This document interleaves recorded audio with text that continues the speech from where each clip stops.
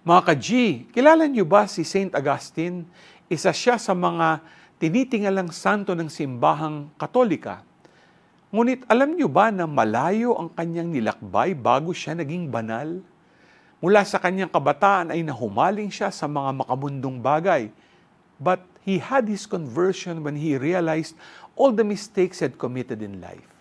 Nakita niya kung gaano kadumi ang kanyang pagkatao and wanted to change his life.